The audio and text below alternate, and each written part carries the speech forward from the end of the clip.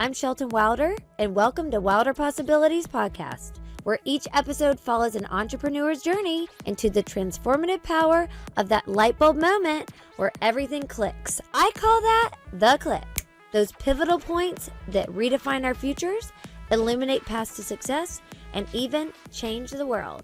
Now let's get... Hi there, welcome to Wilder Possibilities. Today I have a very dear friend on the podcast, and I'm so excited that she is here. I've been trying to get her here for a year. And it is Libby Bush, and she is head of global entertainment partnerships. Yes. She is head of global entertainment partnerships at CAA. You guys might have heard of it. So hopefully. Yes, hopefully. And so, Libby, I'm so happy you're here today. It's so fun to finally do this. Yes! Sorry it took so long. No, she's a busy gal, and she does not like to talk about herself, but... That I do not. But we have her here. Here we try. So we're going to do it. So, okay, I always just like to start. I like to go back to day zero. Okay. I like to hear about your whole childhood and where you're from and all your siblings and all of it. So start out for us. Start from the very beginning. Start out, Okay. yes. So I would say I'm mainly from Philadelphia, or right outside Philadelphia. I moved there when we were 10 years old. Oh, okay. I'm one of 6 kids. Yes. So Where are you in that? I'm the second oldest. Okay. There's 5 girls, 1 boy, and no, he's not the last one. He's smack in the middle. My parents just love children. They're the best parents. I've met them. Are. They really are. Yes. I am who I am because of them. So they've been married 47 years. Yeah. 47 years, which is crazy. And do not look or seem old at all. No, I know. They're actually at my house right now. I mean, they are the most fit. You guys My mother is unbelievable. You wouldn't know she had 6 children. Never. And she is like, well, what's up? Go for a hike. Let's go on the lake. It really shaped you. So that's why I like kind of talking about that. Yeah, they definitely did. So yeah, I grew up in a really big, loud, crazy home. That was awesome. And, from a very, very early age, I'd say almost maybe 3, 4, 5 years old, I started playing sports. Oh, yeah. My dad was very into kids and mom, kids being outside and kids having sort of, some form of discipline around time management and activities and just something to go to, keep you busy. So I played soccer, basketball, and lacrosse. Yes. That's right. We share an obsession. We share the obsession. I know, and it's really deep. Yeah. So I played all through high school, and then I ended up playing lacrosse in college. That is... Okay, where'd you go? I went to the University of Richmond in Virginia. Amazing. Is that D1? It was D1 top 5 when I was there. Yes, girl. Yep. For part of my college life, I was the captain of the team. I loved it. I was a diehard. Of course you were the captain too. So good. It was, a different college experience, but I think a great one still. I loved playing. It was everything to me. I think if there was a way for me to make money and play the sport, this was again 25 years ago. Yeah. So even totally different for women coming out of college at that age. But it was totally what shaped, I think, the drive I have today and who I am today. So sports still, our children play, and it is everything to us. And it's funny, I asked my dad at some point when I had my daughters, I said, you've raised 6 kids and with mom, and we're all 2 years apart, and none of us are bad eggs. We all have our stuff. Of course, we're a regular family. It does. But you all are successful, close, everything about it. I mean, you always want to be together. We do. Yeah. And I asked him, I was like, how do you do that in today's world? Yes. And how did you do that with 6 kids? And he said one of the biggest parts of it was you were too busy to mess up because you had sports. It gave you an outlet where free time, where you sometimes can take free time and do the wrong things with it. Not always, but for us, he was like, having that sort of structure around you and all of your siblings since the very beginning. He's like, I credit a lot of that to why none of you went off the beat, off of the beaten path, a different path. I mean, but at that. It's we did. So great. So, and I always say, I joke even to my team today, like if you walk into my office, so I've never looked at a resume, and I know we'll get to the careers, but I've never looked at a resume for someone I've hired. I don't believe in it. I think resumes are silly. I'd rather you sit down across the seat from me and tell me your story. Yes. And if part of your story, I love it. Except normally I ask all the questions. Yeah. I get to today. But if you tell me you're an athlete, you pretty much have the job. Oh my God. I'm slight bias. Pro tip if you want to come work for me, just tell me you're an athlete. Because you did say in one of your interviews that I saw that if you weren't doing this, you would be I would be a lacrosse coach. You'd be a coach. But would. Basically, that's what you are. Yeah. You're a coach in this career. Very Because much you have part a of the huge job. team. Yeah. Okay, we'll get to that. But it's so cool. Yeah. I love that that's kind of your background. It's just is shaped who you are. So, okay. So then after school.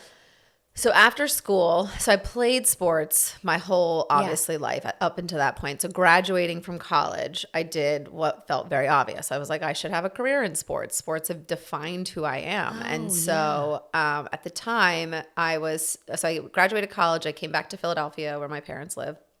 And growing up, I had gone to every Sixers game, every Flyers game, every Eagles game. And so I did what felt natural, which was, can I go figure out how to play or be a part of one of the Philadelphia teams? And so at the time, I knew people that were still at the Sixers. And so I asked for a meeting at the Sixers, and this woman named Laura Price, who I think is still at the Sixers. Oh my gosh. Which is amazing. Yeah. I was connected to her and we set time. And unfortunately, schedules get so busy. So I want to say for 3 months or so, that meeting kept getting moved. But I followed up and made sure that got back on the books. And everything happens for a reason. So this meeting got pushed for 3 months. Anyway, long story short, I go in and I sit in her office 3 months after the time that I originally was supposed to sit with her. Tell her my story. I want to get into sports, yada, yada. Nothing impressive at that point. I'm a, college graduate. So I didn't have a resume, a career, all the things. And she's like, funny enough, I just got an email from the NBA league office in New York, and they're looking for an assistant. Why don't I send your resume over and see if I can get you an interview? But also having her stamp of Totally. It matters. Otherwise, who it would have gone from. into the ether. Yes, it just matters who it comes from. Yeah. So I got an interview, got on the train, went up to New York City a couple weeks later, and interviewed a whole panel of interviews. And I'll never forget, one of my dearest friends to this day is this guy named Scott O'Neill, and he was running the group that I was interviewing for. It's called Teambo. And I'm in this little tiny conference room being interviewed by somebody else, and he barges in not knowing that there was an interview happening to try and get to the guy that was interviewing me. And he looks at me and he's like, what are you doing here? And I was like, I'm interviewing for a job, whatever. And I'll never forget, he was like, tell me your story. And I had to think on my feet in that moment and say something impressive. And we always joke about that story. And I somehow got the job. What did you say? Do you remember? I don't really remember, but I think I talked probably a lot about my athletic career. Of course. And you were... And that I was a diehard basketball player. I had gone to every Sixers game. I had known the coaches back then, and just I dropped a little of me, a little basketball, I think. And so I started my career in sports. Yeah. And I didn't even know that.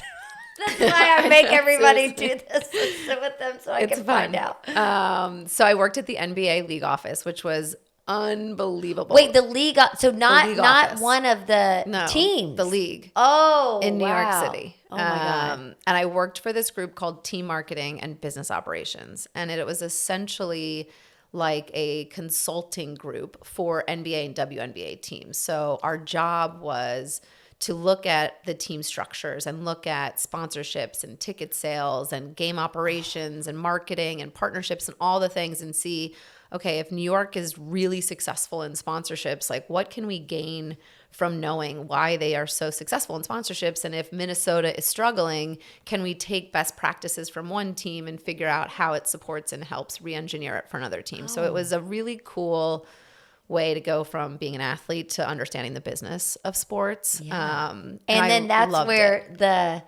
partnerships started that's for sure. Where because it really is a business. So you're seeing it because they have all of those teams, Yep. and then they want all the teams to be successful. 100%. 100%. Yeah. And you're taking key learnings and you're figuring out how 1 and 1 can make 3. So it was just a fun time. This is back when David Stern was the commissioner, and it was just unbelievable to be working in that specific group at the time that I was, and I was exposed to so much so young in a great way. Team presidents, team, heads of sponsorships and heads of revenue and heads of marketing. And the exposure was amazing. And I was a sponge. I was like, let me soak this up because this doesn't happen every day. Yeah. No, but you knew the opportunity. I did. Yeah, and the people and they're still some of my closest friends and mentors, and the people I look up to came from that, which is unbelievable first experience out of college. Pinch me lucky. Yeah. And then, I started dating a boy, and he lived in Hollywood, and I went to California with the NBA because Wait, but how did you meet? we met at a restaurant in New York City when he was in New York for... Alex was just... No, not Alex. Oh, no, not Alex. A Tucker. different one. Oh, my God. Okay. This is like when you first met me 20 years ago. Oh, wow. Yeah. Okay, Sorry, Tucker, I'm talking about you on my podcast, but we're still best friends. We need to know. We're still you're very still close. very close. Oh, we're still very That's close. great. Yeah. Okay, yeah. And so we were doing the long distance thing for a number of years, and so I got to start to feel what California was like, and it's hard when you're an East Coaster and you come to Los Angeles. You're like, what is this magical place With the weather, and the sunshine. You love being outdoors. And I love being outdoors, and being in New York City can be hard in the winter. Oh, God. So granted, when you're in your 20s, it's different. cares? Who cares? You're different life, and we don't have to talk about that on this podcast. And so I came to LA so at the time I was still a part of the league. The Lakers and the Sparks were separating ownership groups. And I came out here to help set up the Sparks under their new ownership team.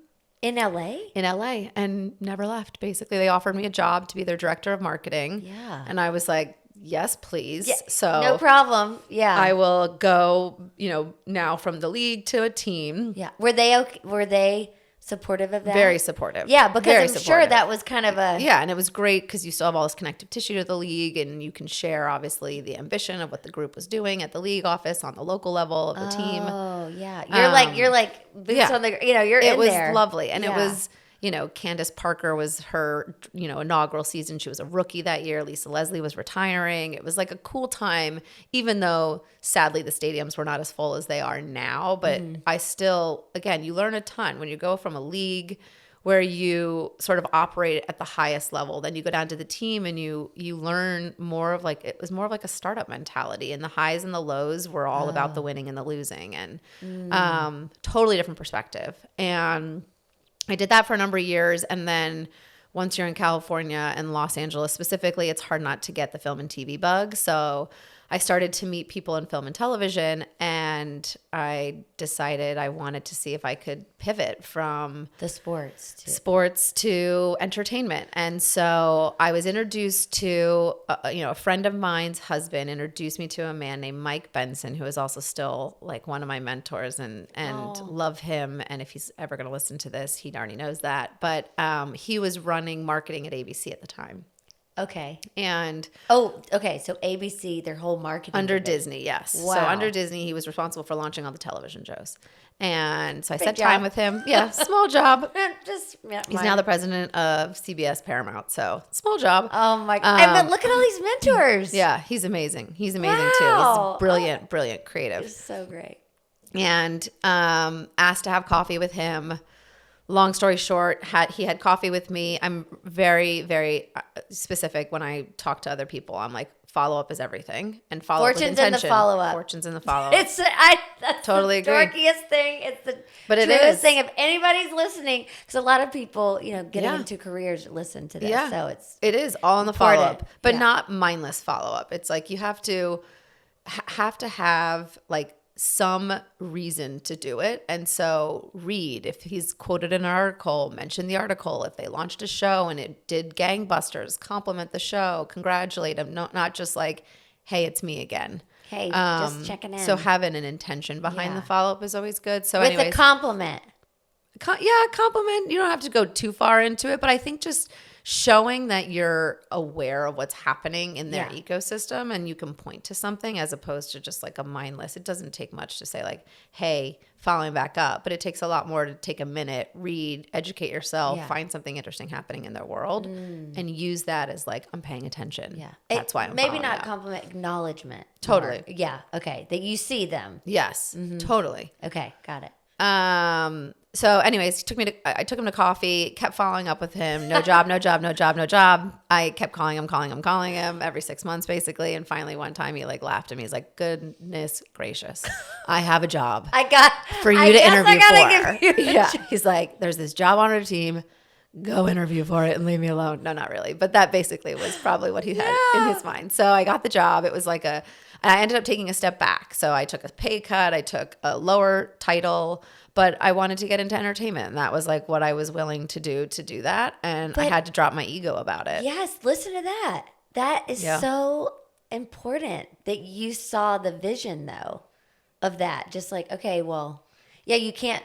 I think a lot of times people these days, I don't know, different than the younger, they just think they're graduating and then they're going to be a CEO or they should be getting these crazy, I don't know. It's like you have to go work in the business. You have to pay your dues and for sure get in there. Yeah. And I didn't know the space and I knew that. And so listen, I'm a big believer in, I used to say fake it till you make it. Now I say fuel it till you become it. Thank you to my executive coach, Megan. He's amazing.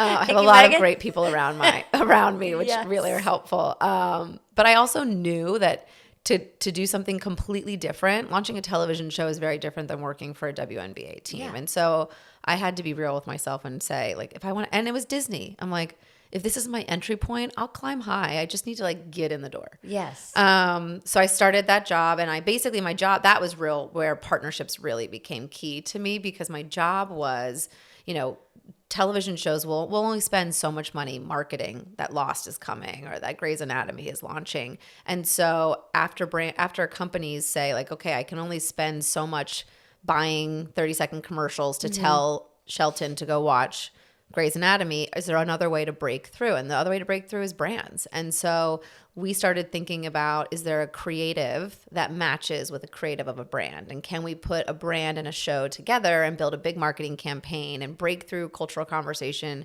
in different ways than just spending 30-second ads? Yes. So I did that for a while. Then Disney bought Marvel while I was at ABC, and they posted a job that was like a marketing executive job. And so I applied for the job and I went to the interview with this guy named Bob Sabuni, who I also love, who was another boss of mine, who was brilliant.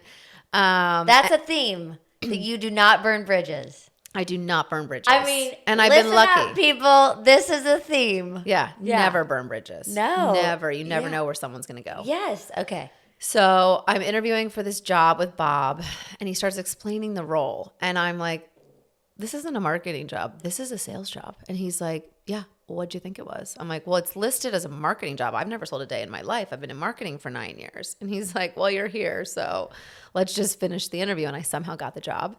And let's finish it up here. Yeah. And never sold anything in my life to my knowledge at that point. But he saw something in me that I didn't see in me at the time. And so then I went from true marketing to more like a global partnerships role where I was responsible for integrating brands into Marvel movies and creating big campaigns around the films. And I'll never forget my first pitch, like shaking and practicing what I was going to say to the brand on the other line because I didn't know what I was doing. And then long story short, it was like this superpower that I didn't know was inside of me. And I love it. But he saw it. He did. Oh, he did. Beautiful. And we still talk all the time. And I always say I owe it all to him. And I'll never forget, I lost a really big deal one time in my career. And I was like at the 11th hour, like cars were being loaded onto trucks, sets were starting. And it was a really big deal. And they pulled out in the 11th hour. And I went into Bob's office, like mortified, white as a ghost, thinking like he was going to fire me. And he looked at me and he was like, fuck him. I was like, I'm sorry, what? And he was like, fuck him. Sorry, I don't know if I'm going to curse on this. Yeah. And he was like, you'll go find another one. It's not a big deal. Whereas like in a lot of sales jobs, people would rip into you, like, yell are at you you, crazy, no. blah, blah, blah. And it has molded how I move through sales in a lot of ways. I'm like, yeah, what we do is not that important. Yeah. Like the fact that I walked in there thinking I'd lose my job over a deal is crazy. And there are environments that are like that, and there's environments that are not. No. Yeah. So I did that job for a number of years, loved it. So what is like a brand deal you did? Iron Man and Audi. Oh my God. Do you know that one? You know Iron Man, Robert Downey Jr. Yes. drives an Audi. Yeah. Samsung and Avengers. Oh, I think there was like a Nissan and Guardians of the Galaxy. So there were so many. Yeah, seeing the cars that they get they pay a lot of money to be in there. And they kind of get a spotlight there, and they're only driving out. I mean, I recognize it. RDJ and the Audi are like synonymous. Yeah. Yeah. So I did fun stuff like that. It was really cool. That is. And then I had Audrey, my first daughter. Yes. And did a very short maternity leave, came back, and 8 months back, around 8 months, when she was 8 months old, I kind of had an early midlife crisis, I think. You know, I grew up with a stay-at-home mom, and my older sister's a stay-at-home mom, and here I am, like missing bedtime, on the road, not spending any time with her, probably still like high on hormones a little bit. And the ups and the downs. Being a new, I mean, that and first being a year, working mom, I didn't have like, and at Marvel, there wasn't a lot of women who were high up at the company who had children that were I just didn't have any. I had nowhere to look to be. You didn't like, have a mentor for that. I didn't. I had all. Yeah. And I still don't. We'll talk about her at one point. I have a female mentor now. She doesn't know it, but she'll find out today. She'll find out. But I only had men who are brilliant mentors to me, and they still are. But I had no picture of like working mom doing it all. And so, you know, I spent months agonizing with my family and with Alex, my husband. Like, I think I should be a stay-at-home mom. I can't do this. I can't do it. How can I manage this crazy career and have kids and show up for the kids? So I went to our COO at Marvel, and I was like, listen, I'm not going anywhere to another competitor, but I'm going to take some time off. And like, I want to step away. I'm resigning. I think I want to stay at home with my daughter. And so, but I'm not going to leave you high and dry. So I will slowly exit. You will be set up. I'll train them. I'll train them. I will keep you in the greatest hands you ever left, so that my reputation doesn't get smeared on the way you're out. like, I'm not going to NBC. I'm not not going to competitors. Yeah.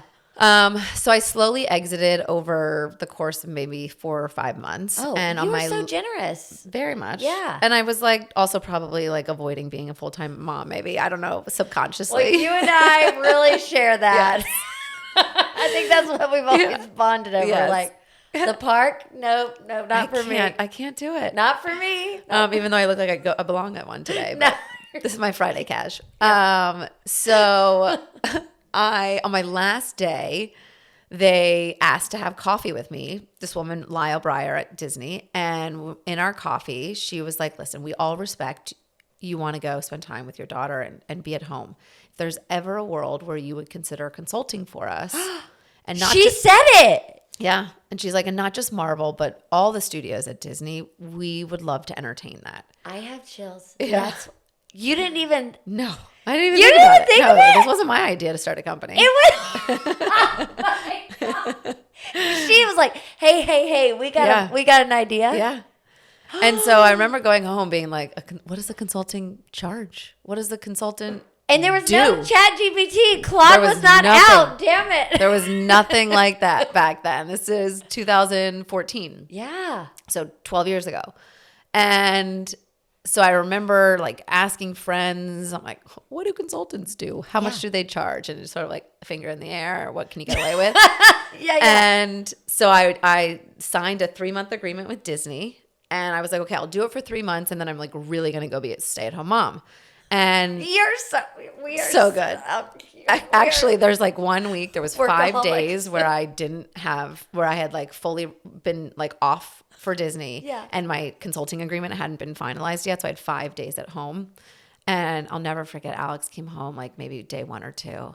And I'm standing at the kitchen counter with like a chocolate cake in front of me. And he's like, what's that? And I was like, I baked a cake? And he's like, is this what we're supposed you to baked do? a cake? I was like, I didn't know how to make, I just felt beside myself. I just didn't know how to acclimate into that side of me. And so you're like had an apron on or something. No, I'm just kidding.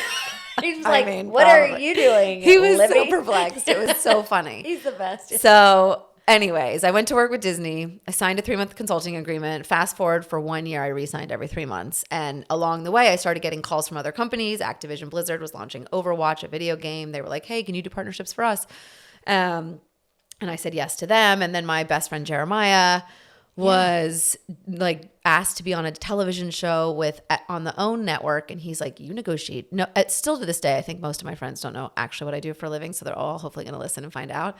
Here you go, guys. Yeah, so this is for us. Yeah, seriously, no one really actually knows. It's quite easy, I promise. So he's like, can you come negotiate? You negotiate deals for a living. Can you come pretend to be my manager and negotiate this deal? I'm like, sure, why not? I know. Well, that's like bestie. Yeah. You guys, yeah. So next thing I know, I have, 2 or 3 clients, and I'm a one-man band or a one-woman band. Yeah. And Jeremiah as my client. And I was like, you know what? I love this. I make my own calls. I like shape what it is that I want to be doing in the world. There's clearly a need that keeps coming towards me. I'm like, so I spend 6 months crying about resigning and being a stay-at-home mom. And then I come back to my family like, a year later, and I'm like, I'm going to start an agency. Yeah. Never worked at one. Don't even know what they look like on the inside. That's why it's going to be so good, because it's going to be your way. And no bad habits. No bad habits, yes. I guess. And I'm at home telling my family that I'm going to start an agency. And I'm like, God, I just wish I had someone to do it with. Oh. And my sister, so second youngest of the 6, is like, I'll do it with you. Yeah. How and about I'm like, me? What? She works for Rachel Zoe at the time. She's got a great job. I didn't even know that. Yeah. She makes great money. I'm like, Kelsey, I have like 2 contracts. I barely can pay you. And she's like, I'd bet on you any day I'm in. Oh. Yeah. Oh, so nice. I'm like, we're doing this? She's like, we're doing this. My God. So, legal Zoom. Yeah. LLC. Came up with the name. It was called Tandem Entertainment. Yeah. We started it at my kitchen table. I know, up the street. We were Cedar neighbors. Street. Yeah, Cedar Street. I almost called it Cedar Street because at that time a lot of companies were named after streets. Thank God I didn't, and then we ended up calling it Tandem because we were going to do it together. In tandem. And everything we do is about partnerships, and partnerships you're better in tandem. Great. So, and then once we created the LLC, I went to Disney and I was like, hey, I have this company now. Hey. And they had 2 agencies, one that helped them pitch to brands for all their movies. And they also have an in-house team. And then they had one that built creative ideas for the agency, or for their sales team to sell the ideas to brands. And oh, okay, that is. I was a big believer that creative and sales should never be separated, because I think sellers need to be able to think on their feet and be a little bit creative. And I think creative can't be built in a vacuum. If you've never heard a CMO respond to you, if you've never heard why someone says yes or no, then how are you supposed to build creative ideas that are going to move the needle? And so they just can't be in the room just being creative. Yeah, like ideas for ideas' sake is like works or doesn't. Totally. Yeah. So get your feelings hurt if it's not good. Sorry. I know. And I love my creative team. So but you can't be like a baby. You have to. Yeah, and you also need like real data points. Yes. You need to feedback. You need to hear what works and what doesn't. And so I put a pitch into Disney to put both of those sales and creative under one roof, that roof being Tandem. Made this presentation that I had all these employees, went through crazy procurement, and somehow I won the business. And that was basically the birth of the agency. And, fast forward, we had the business for almost 6 years. Yeah. And it was in your little back house, and then you moved back to house. office. Then we moved to Santa Monica. Then we moved to Venice. Then we moved to Marina Del Rey. We had 20 some employees. I hired my head of creative after I got the Disney business. I signed a 70-page contract that basically said I was going to do creative and sales for them. Kelsey and I aren't creative. Well, Kelsey is creative. I'm not. Yeah. Well, you're the business. I'm the sales. I'm the crazy seller. Yeah. And Disney looked at me after we signed the deal, and they were like, great, there's 50 people coming from Procter & Gamble. We want your creative team. There's no creative team. and you to build the creative, and you're going to give the pitch. I'm like Googling keynote. How do you keynote? How do you build presentations? I'm like dropping and dragging, Googling like, how do you come up with a good idea for Swiffer and Toy Story? Like the craziest things. And I was lucky enough to be introduced to this woman, Erica, who 10 years later is still with me. And I didn't know that. Yeah. I met her for coffee. She was basically one day away from buying a ticket and moving to Wisconsin. And I somehow convinced her to come work for this little tiny startup. But with Disney as a client. Yeah, but truly, like none of us were making any money. So I was like, I barely can pay you, but like here's what I can pay you. I swear to God, bet on me, and I'm going to grow this thing. I swear. And so I literally walked from like a first date. I took her home on the first date. We went from the coffee shop back to my house because we were right near my house, and we started working on the presentation. You're like, actually, it's now. Yeah, and that was how the business was started. And 6 years later, we sold it to CAA, and then guys, now she sold it to CAA. Yeah, it was a long story. Sorry. And now 6 years later, I'm still at CAA, loving life.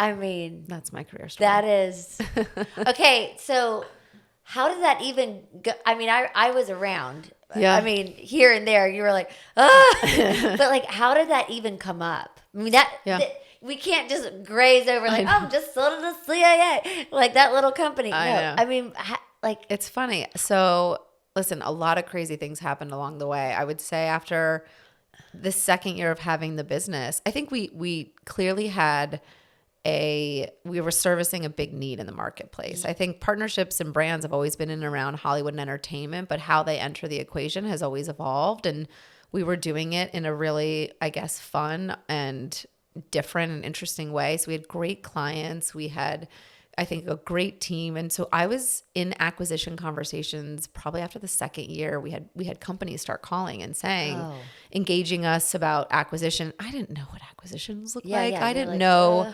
like how to really run a tight P&L at that point. Like I didn't really know what EBITDA meant at the time, like how to value the business. And so it was an amazing thing though to go through, because you got a little bit smarter and sharper about why people were coming to us, and it helped us hone our value proposition as a company, because people kept calling and wanting to buy us for a very specific reason. And so we kept doubling down in those very specific ways. And that's how you were learning. I mean, absolutely. I was learning as I went. But also Alex was absolutely helpful. Yeah, he is on the fight. He was basically my secret CFO. Yeah. I mean, and Kelsey, that's Kelsey's super. Kelsey, like I was more sort of sales and business development. Kelsey's more like ops and finance. Like my mom always jokes, if you think about a sailboat, I'm like the crazy sail that just like whips back and forth, and Kelsey's the rudder that just basically steers us.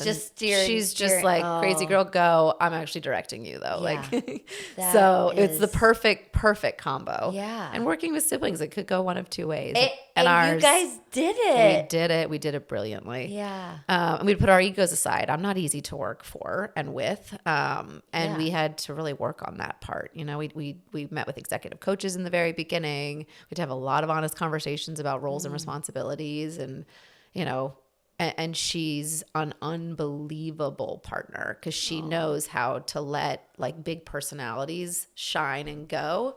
And then be the rock. Yeah, be the rock, be the rudder, be the calm, be the true brain of the operations, while I just fly side to side. You have to be out flying to like bring it in. Totally. Yeah. And then she makes sense of the crazy. It's so good. She should come back to CAA. Sorry, Jer. And so we were in and out of acquisition conversations since the second year of our business, and then. That's gotta feel so good. It was really cool. I mean, let's just take a moment. It was very cool. Like you got you're on Cedar Street, you got your family, and then now you have your two. Now I have two. Daughters. I started the business when I really started to take off. I would say like we were really scaling after I gave birth to my second. Yeah. So I gave birth on a Thursday, went back to the office on a Monday. I mean, as you... Yeah, with baby in tow. As you would. High on hormones. But I had made like, you know, a nursery in my room, in my office, and my team loved it. Yeah. And it was, you know, and those were my choices. Like I stand behind them. I'm proud of them. That's how I operate. Like I didn't need time off. I love what I do. Yeah. And I loved my company. I was building it for, I didn't even know at the time, honestly. The only thing I wish I did different was maybe think about the exit more. The exit sort of just happened. And it was, again, how it happened. I had met an agent at CAA, a guy named Andrew Graham, who's still there because we did a deal together for one of the clients Tandem was representing. Oh, yeah.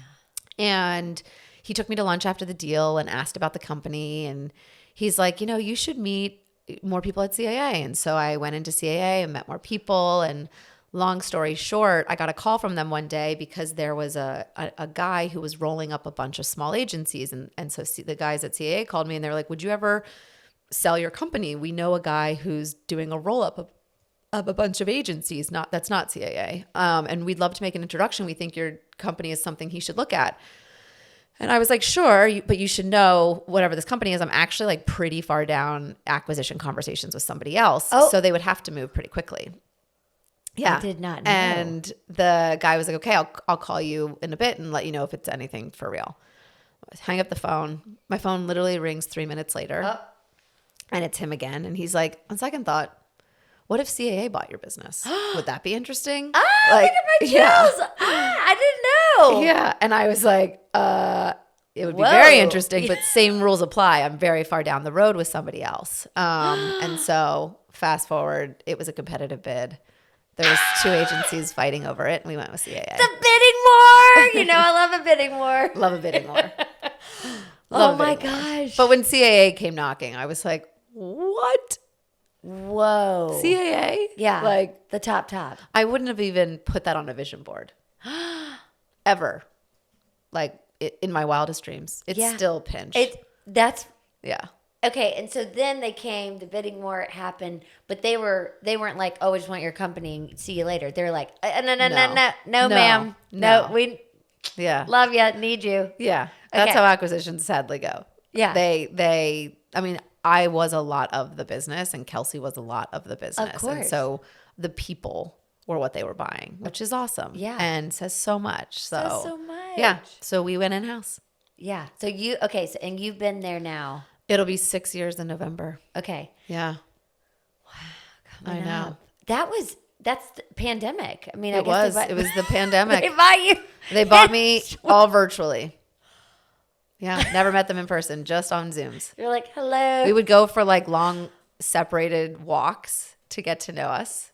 Oh. So like we would go for walks like on opposite sides of the street. Like, hello. Yeah. That's Yeah. And then I met the partners on Zoom.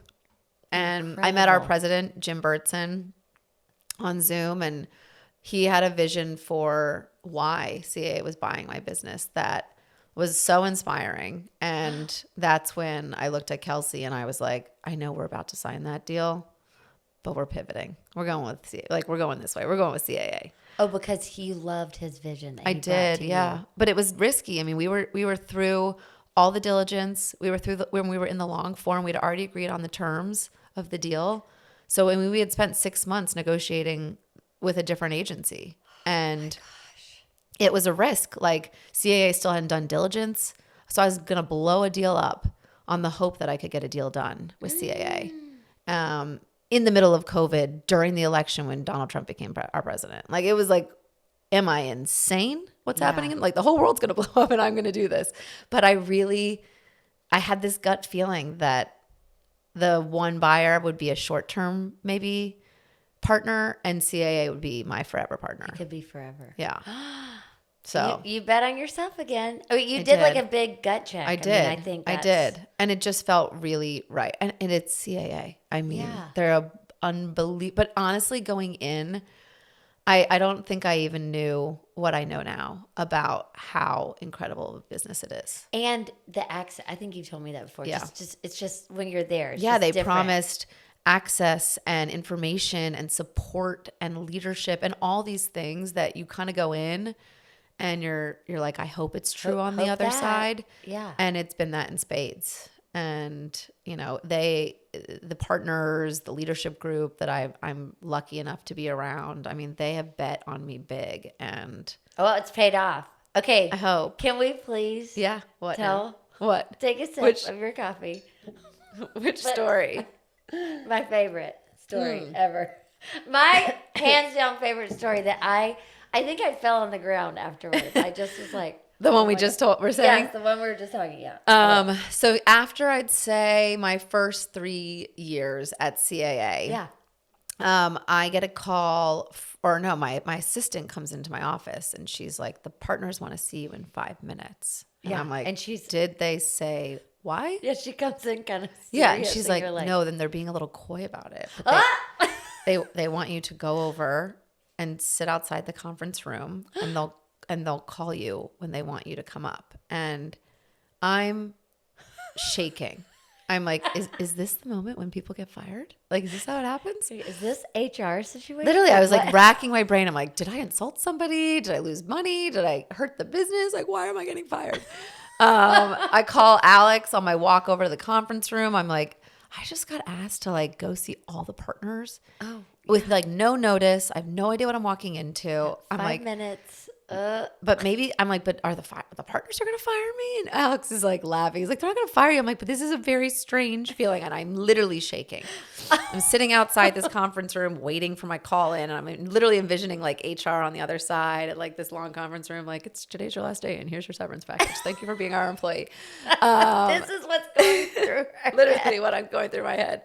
So I open up the door and they're like, come sit down, and they're at the head of the table, and I'm like, yeah, who is it? It's 2 guys. It's Kevin and Brian. Yeah, and in charge of the whole thing. And I sit across the table sweating, and they didn't fire me. And they go on to say wonderfully kind things about me, and then they asked me to join the agency board. And I know. And I just started crying because I was like, I think I was crying from relief and crying because I was also so honored and shocked. Yes. You know, I'd only been there for 3 years. I'm not, homegrown from CAA. You know, I one of the most amazing parts about this company is that you sit in rooms with people who have been there for 15, 18, 20, 30, 35 years. Like, it says a lot about a place when people spend their careers there. Yeah. It's unbelievable. So to choose an outsider me after only being there for 3 years, I was absolutely shocked and also beyond honored. I mean, I literally left that room crying because I was like, it's also the most unbelievable feeling to feel like they've seen something in me that I can have that excitement, responsibility, and, honor. It was such a cool moment. Oh my gosh. And selfishly for me, I get to now experience the CAA culture from a whole different perspective because a lot of the people I'm on the board with are the ones that have been there for so long and they knew CAA when it was 100 people.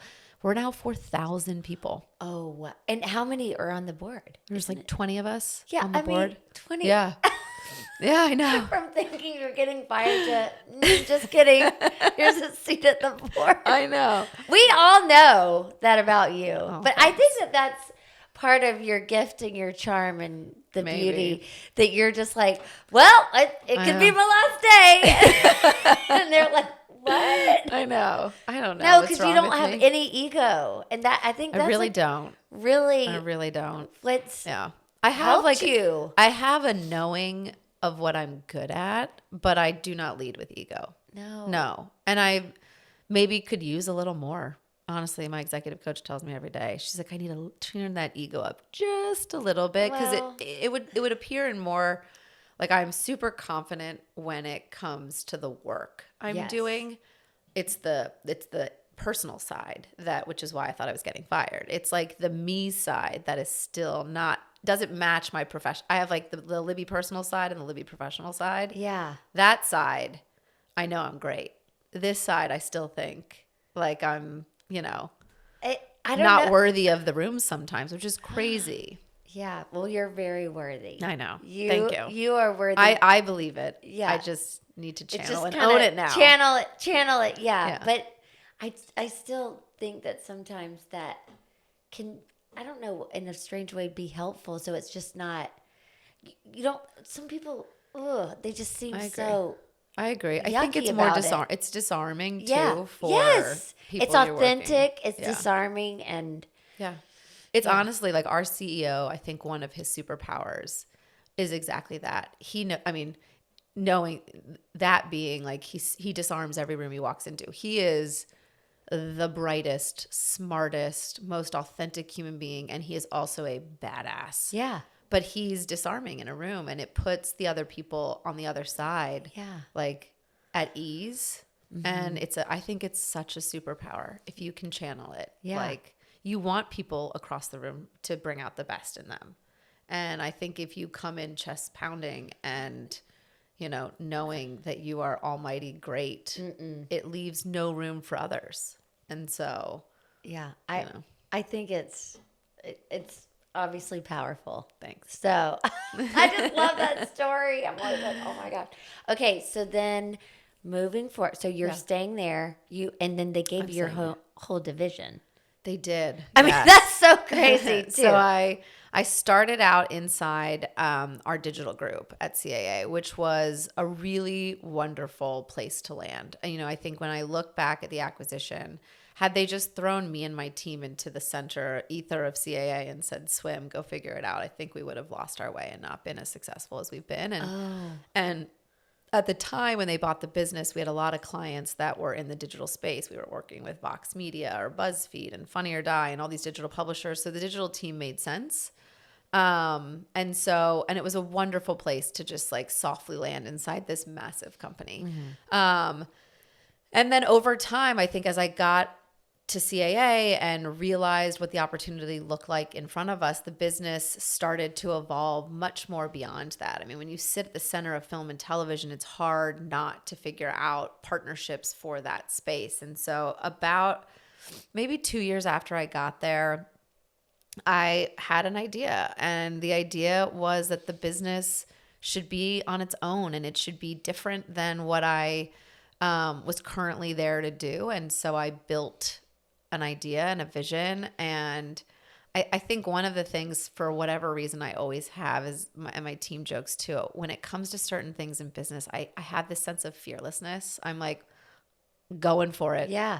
If I see the vision, I am one speed full straight ahead. Wow. I'm going to get it done, or I'm going to at least get it in front of somebody. Then they'll either tell me this is a great idea or a terrible idea. And I've had many terrible ones.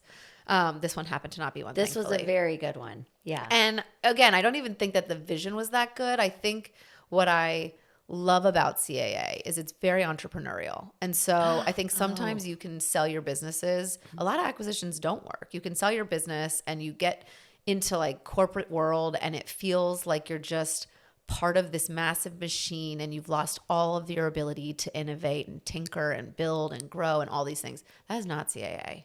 I which love is hearing that unbelievable. because you hear so much about private equity buys things and then the business dies or other, not being negative, but No, it sometimes is. it happens and then the owners or founders are stifled and and then they exit. They exit then and they're they're like, unhappy. ugh. Totally. Yeah. So I think one of the greatest parts is that CAA wants entrepreneurial people. They're like, listen, this is a big world and it's constantly changing. And if there are people that want to take the reins and help figure it out, Godspeed. And so I shared the vision and they were like, let's go. Yeah. We'll back you. We'll do it. Let's try it. Why not? Because that's what you said to me years ago. You were like, they just say yes. Like I come to them and they're like, oh, great. Yeah. Let's try. Yeah. Yeah. I just think that's really bold and amazing that they are still that way, even with the 4,000. Totally. I mean, And running the company for 30 years. I mean, our 3 partners have been the partners of the business for 30 years. It says a lot about them too, that we have not had a leadership change because they're that brilliant at what they do. And so they let me start this division and we started it, really, I want to say 3 years ago. And, we've grown to almost 50 people in New York and LA and hopefully one day Europe and the rest of the world. And, our job is, we sit closely connected to our film and television divisions and our digital team as well. of course, the digital too. Yeah, but creators are everything. Yeah. Look at all the things you're doing on podcasts. I mean, And our job is to negotiate deals with brands. And so we put brands in movies, we put them in television shows, we put them in digital content. They come in and underwrite the whole thing. They help market and promote it. We work with unbelievable producers and filmmakers and writers and directors and talent. If they have a creative idea and ambition where a brand belongs, like our team's job is to deliver on that. To deliver and put it together. Yeah, because we were saying before, because it's not branding. Correct. No, it's the brands I that joke, I want to wear a sign on me at all times, and people used to be like, "You do branding, right?" I'm like, "No, I don't." No, I'm not doing your logos and your colors. Exactly. And I'm not doing your design your website. No offense to branding. No. Branding's necessary It's and so brilliant. important. Yes. Very different. Yeah. No, Yes. it's I do different. brand partnerships. The brand is here. Yes. And we're going to partner them up Yes. with some shows Thank and you. movies. Yes. Okay. You heard it here. Yes. Exactly. So that's what we do. It's been obviously so successful. It's one of the most successful divisions. I mean, not yet, but it will I be. think it I is. hope it is one day. Well, I Not already yet. said it, so it is. Well, thank you. Thank you for your belief in me. I'm going to Yes. put it out in the world and it will be one. It's true. It's true. The manifest. No, but new things in Hollywood are not easy. You know, it's a business that's been around since a very, very long time. And brands have always been there. I mean, soap operas are called soap operas because Procter & Gamble invested in the shows to make them soap operas and to sell their products. And so like that was 50 years ago. Tale as old as time, but you guys are just inventing. Yeah, we're just what's old is new and new is old, but in a different way.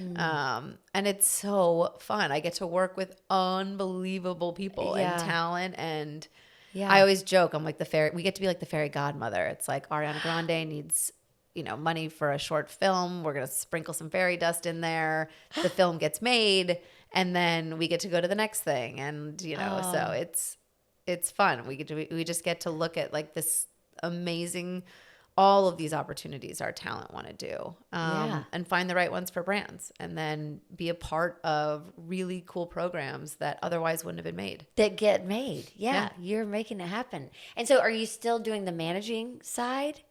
No. Okay. I gave that up when they bought the business. Okay. So that was because you were. Because I went to an agency. You kind of are.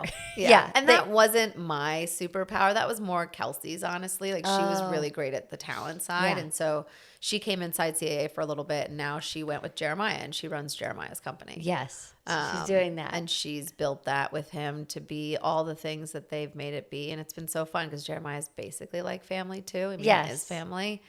So we're keeping it all. Keeping it all close. Yes. Oh my gosh, that's just. And then, you want to tell them what happened last year? That was not the best thing that's ever happened in my personal life. Yes. Yes, we were one of the many people that lost their homes in the Palisades fire. So got my necklace on. I'll wear it till I get back. Yep, to the Palisades. Yeah. Yes. Which was brutal. Yes. That was. Yes, and still that was hard. It was. I mean, it was a crazy time. Time.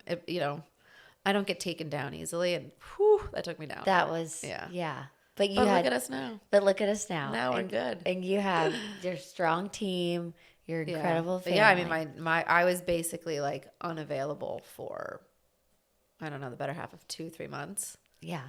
Well, like understandably. But like I've never been like completely off in my career ever. Yeah. And I was completely off. My head of sales jokes. He was like, it was like detoxing from a drug. He's like, because we talk 75 times a day. Oh. And our walls are up against each other in the offices. And he's my first phone call on the way to the office. He's my last phone call on my way home at night. Oh my gosh. And we talk 75 times every single day throughout the day. We travel together and all the things. And the addiction's real. The addiction is real. I call it coda. Yeah. Coda. It was like you can text him. Yeah. It's so codependent, and you were like so codependent. And he's like, "Where's codependent. Libby?" So codependent. And I am too. I'm like, I can't make a decision without him. It's so funny. And how long have y'all been together? Since the day I got to CAA, pretty much. So almost 6 years. Oh. Yeah. When I was building this division, I went into his office before we made the announcement, and I was like, so I'm going to go and do that. He's been at CAA for, at that point, I think 6 years or so. So he's been there 11 years now, or 12 years. And he was part of the digital team. And when I went to go build this other division, I went into his office before it was like a real announcement. And I was like, so I'm going to go build this thing over here. Any chance you want to take a chance on me and come with me? Yeah, yeah. He's like, yeah. absolutely, I'm Yeah. in. Oh. So, and he, again, like he, didn't have to do that. He could have stayed at a great job, doing great work in a department that he's been in for a really long time. Yeah. This was a net new thing that could absolutely fail and be Not the with end you. of be Not the with end of you. all of our careers at CAA. And he didn't really know me. I'd been there 2 years, but Yeah. I think we have a really awesome dynamic. Wait, what's his name? His name's Scott. I know. Yeah, you know Scott. I know Scott. I forgot you know He's Scott. the That's best. my head of sales. Yeah. And he's the best. The best. He'd walk through fire for me, and I will do the same. Yeah. So he So. did that. He did that. He did. He was like, I'm coming with you. Yeah. Like Jerry Maguire style. Who's coming with me? Except He's someone came with me. Yeah. He's going with you. And he stuck by you when that During the fires. tragedy happened. Yeah. Oh, yeah. I mean, So. he the whole team did. I mean, the whole team lifted the whole group up, and you realize the world can go on without you, which is a wonderful thing. And it's a good reminder to like actually take time and recharge. And not that I was recharging in the way that I would want to be you were recharging.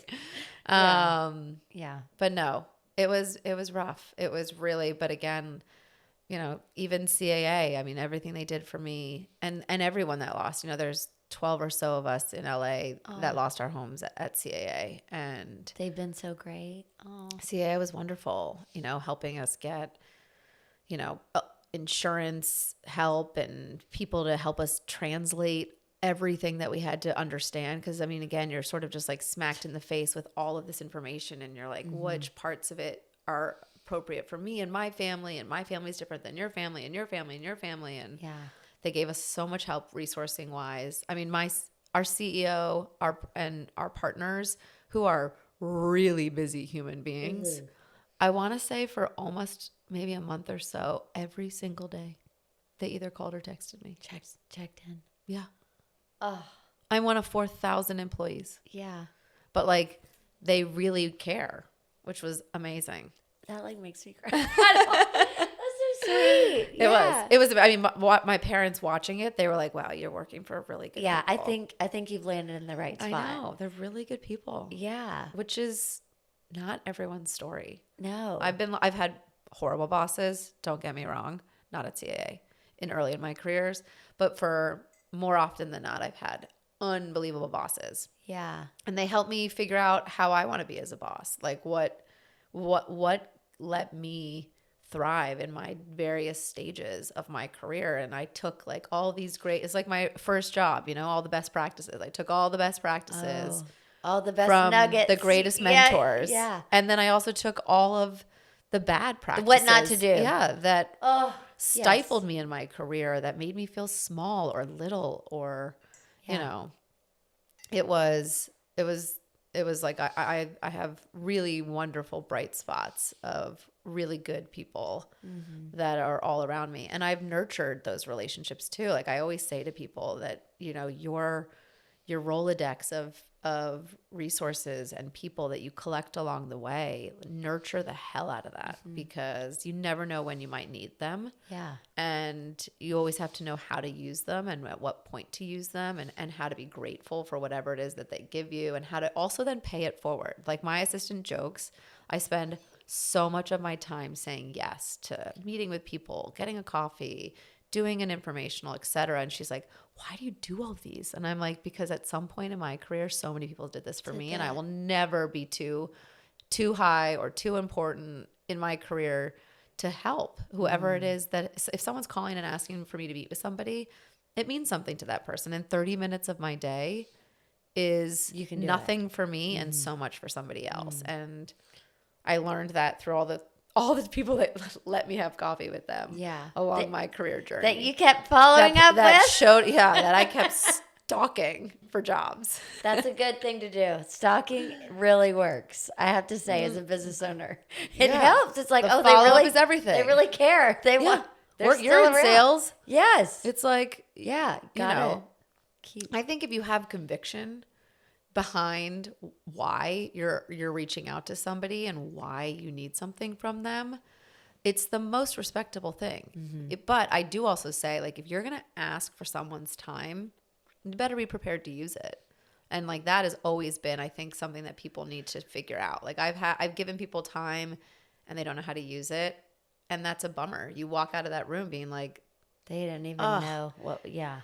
And so it's also like, I think really honing that skill set really early in my career. And it's not like I always had it. I definitely walked into the room unprepared many, many times in my career, and you realize that nothing came out of that. And so, and then you realize when you go in prepared, you know, which is ironic because now I'm like half and half. Sometimes I'm prepared, sometimes I'm not. But well, I think you have the grace to maybe, but I am better probably when I am prepared. But I don't like being too canned and too prepared because, again, you're in sales. You do this for a living too. Like part of our job is getting to know somebody. And if you already know too much, then how are you going to get to know them in the room? Yes. And so I'm like, I need enough information to be dangerous. And everyone jokes. They're like, how you do what you do with as little information as you do it is probably not. Well, I think you have not the thing to aspire to.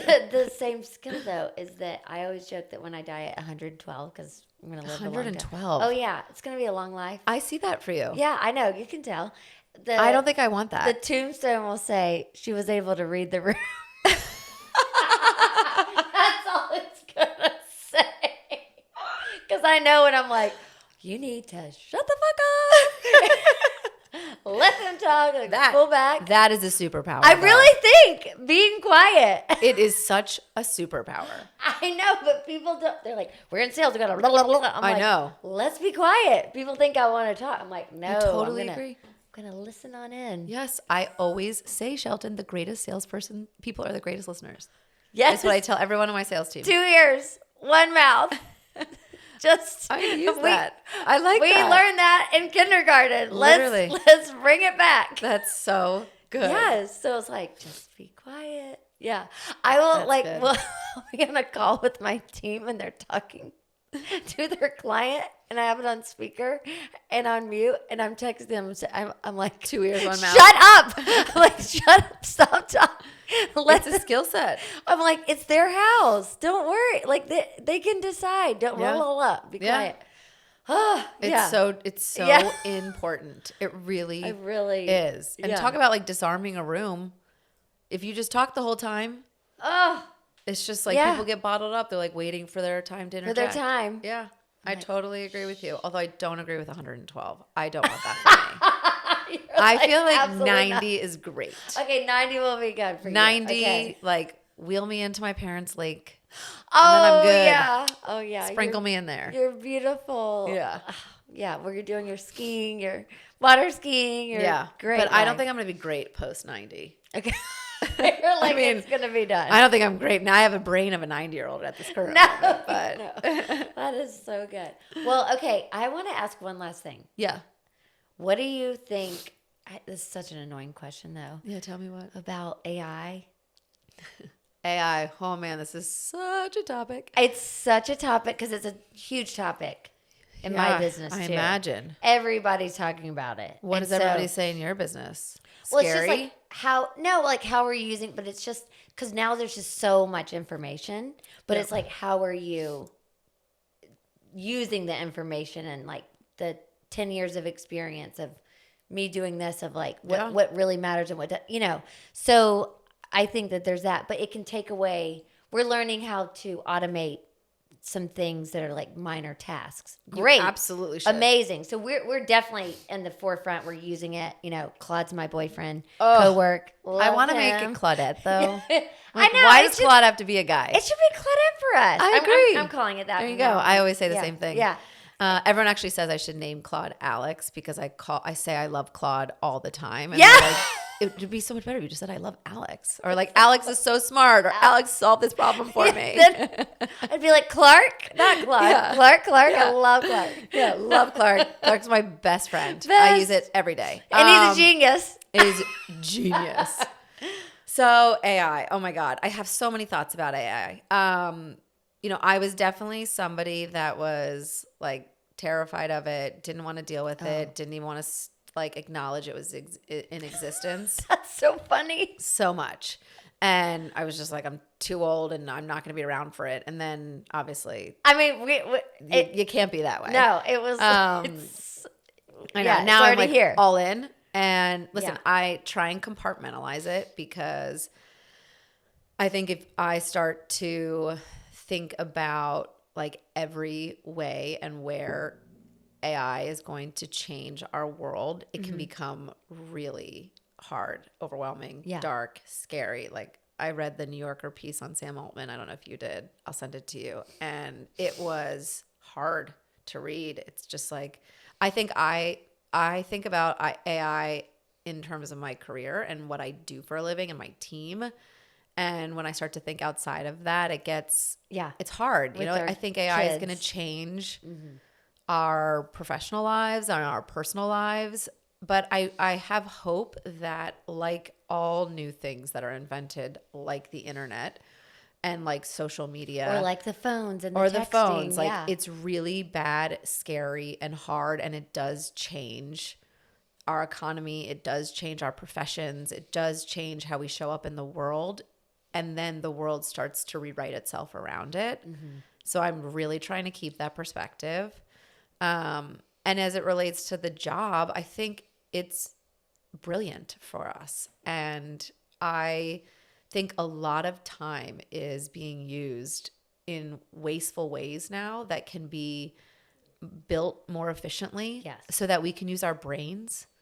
I think sometimes you're so busy in the minutia of work that you have no time to think and strategize and be creative and build visions and think what's next. And I think I'm trying to encourage our team to use it to help take away a lot of that busy work, mindless busy work that like, why start from 0 when you can now start from 50 or why, and it's not to say like use Claude as your work, but instead of writing from a blank page, you can write from thought and make thought better. Then let's go fucking do it. We have really busy jobs and lives but it's a slippery slope, it's like, how do you make sure, again, I think it's easier sitting in our seats because we had to do the grunt work and we had no other options. And we went through all the phases and stages. Yeah. And you've done every job you can possibly do at every level you can possibly do. And so my fear is, how do you instill those skill sets in younger generations where they don't automate their entire career in the beginning? Because there's a lot of good learnings that come in having to figure shit out. And so it's a real slippery slope, but it's here. And so we can't deny it. It requires, I think, managers and leaders to be really thoughtful about how they're allowing their teams to engage in it.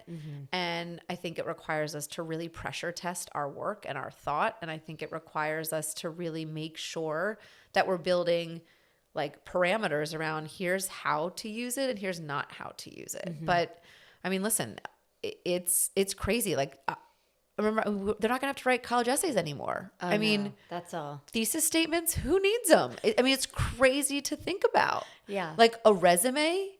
God, I remember painful process. Every time. This? Do I do that? I mean, do I write this bullet or that bullet? Do I put this type of title or that type of title? Where do I put the years? I mean, it's crazy things that like make you. What I have always said is so important is like figuring out your narrative as a person. And my experience in figuring out what makes me great and what my story is and what my narrative is to my kids versus my husband versus my friends versus my colleague. It required me to do real thinking. And the scary part with AI is I'm like, is someone else going to write, that's going to write people's story for them? That sucks. Because like struggling and figuring out your story is part of what makes your story fucking great. Yes. And so like, those are the things that I get bummed about. And, it's here. So I can't fight it anymore. And so it's just like really trying to put discipline around it. But even then, I mean, every resume I look at is AI now. And I know that. Oh, yeah. Every single one. That's why, going back to my original point, I've never even looked at them. Yep. So I have no plans to look at them. Yeah, I think it's going to make it so for our kids and other people, you have to hone in your people skills and Totally agree. And so that's what's going to be. Thank God we're in sales. I know. I got it. I know how to talk to some peeps.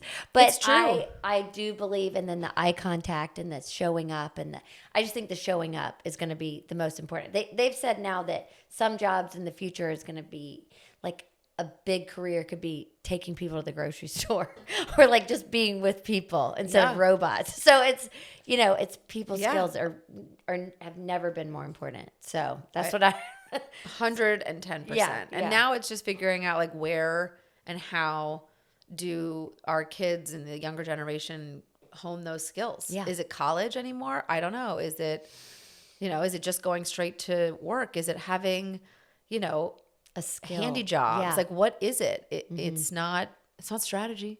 No. Sorry, all my strategists. Yeah. It's not like operations. A lot of that is even going to be automated. It used to be like those were jobs that required the smartest of the smart. And a lot of that is now automated, which is crazy. Yeah. So I try not to think about it too much because you can just spiral in it. But just trying to accept the good parts. I am, and trying to figure out how the good parts make my job easier and make my team's job easier. And, I'm looking at it to maybe we have a few more hours in our weeks and days to find joy and have fun. Yeah. And see people. Yeah. I don't know, more face to face. Yeah. That's what I'm hoping for that. Yeah, I agree. I know.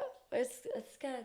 Okay. Well, Libby, so what else would you want to share? How do people find you, or I feel like you're more just like you're at CAA. I'm at CAA. I'm doing great. I love my job. You're doing your job. I do. I mean, yeah. Someone asked me like, when do I think enough? Like, when will I? Like, when do I feel like I made it, or something like that? And I'm like, I don't think I ever will. Oh, we were talking. Yeah. Because I think if I thought I made it, then why would I be going to work and working as hard as I do? Like, I'm on the climb and I love that. I'm not scared of that. It's a choice I make every day. It's like what gets me out of bed. Yeah.